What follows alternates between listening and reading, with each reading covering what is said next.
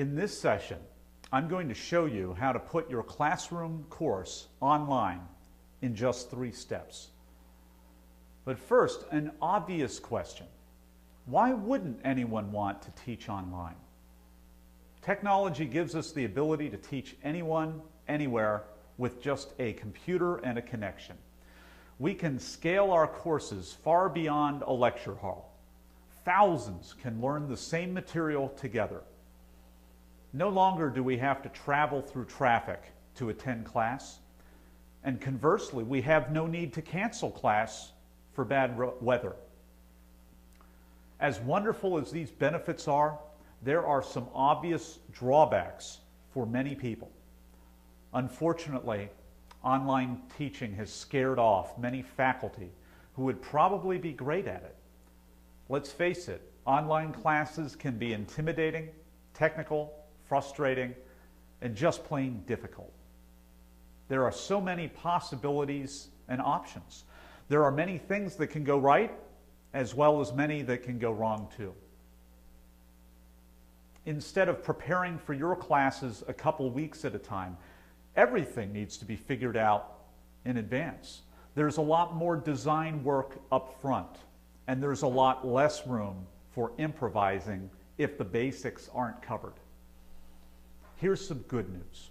After helping faculty teach online for several years, I realized the process is much simpler than I thought. When I sat down and pondered the process, I realized that there are just 3 steps to moving your course online effectively. To exploit the benefits of an engaging online course, you need to do 3 things: simplify, strategize, and serve. This may seem simplistic, and that's the point. It's simpler than we think once we buy into the values of a course. These 3 actions start with the most concrete elements of your course content. They become less tangible as you progress. Fortunately, you can accomplish most of your preparation in the first stage. So let's talk about the first step: simplify. Curriculums are not simple things, especially at the college level. In this first stage, we simplify our course before we take it online. Regardless of the content's difficulty, we can simplify the way that we present it. This process is the most tangible of the 3. Before we start the actual steps, imagine a simple outline for what your course could look like.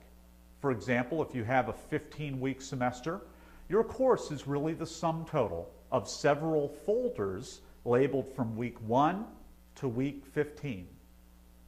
We want to get to the stage where you can simply drop your content into those online folders and build out each week of your course. If you keep this end goal in focus, you will progress quickly. So here are 4 steps to simplifying. Step 1 is assemble. First, you want to assemble all of your content for your classroom course. Find everything that you have used in the past. Throw it all together in one place. Hard copies and digital copies of readings, assignments, recordings, videos, hyperlinks to resources, lectures, PowerPoint slides, syllabi, anything having to do with your course. If we think from both the instructor's perspectives as well as the students, we won't miss anything obvious. Step 2 is filter. Now that you have everything in one place, you can filter your course. You should have another folder named Removed. Put anything that is no longer helpful or appropriate for online use, or filler material, or nice to have, into this Removed folder. Filtering out your course will keep it succinct and purposeful for your students. Step 3 is upload. This step is pretty obvious. We are transferring our content into the course. Let's bring up a couple not so obvious issues that often occur.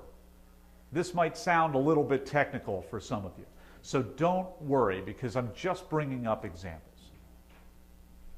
One thing to be aware of is file size. Sometimes instructors save files containing video, audio, or pictures, and the result is often that the size is so large that it takes several minutes to download. We should be sensitive to any large files before we upload them into the course. They could pose problems for students with slower connection speeds. Often you can easily reduce the size. And if you cannot trim the size, you can at least alert the students to expect a larger file size so that they are not frustrated by a slow download. Another common issue to be aware of is file formats, especially when a new software version comes out. For example, word processing programs have been known to introduce new file formats after a version upgrade. And this happened when Microsoft Word 2007 was released. Students with the older versions couldn't open up the new file format. Fortunately, this isn't a problem anymore. If you are aware of the potential for issues like these, you can stick to the basics. You can keep things simple to minimize confusion. Step 4 is organize. This is the point where you create a digital version of your folders marked week 1 to week 15. If you think for a moment about the basic structure of your weekly content, you can create a template and a consistent look for every week. Consistency is never boring online. Instead, it is a comfort to students who may never have taken an online course before. A familiar, stable, and consistent layout gives your students confidence. When we feel like we're getting the hang of your course, this builds our confidence. So simply arrange your content in a simple, consistent, and common sense manner for each week. This helps you to organize and simplify your online course. For many, this is the extent of their online course. Putting the content online and structuring the weekly sequence of content effectively creates the basic course that you can use today.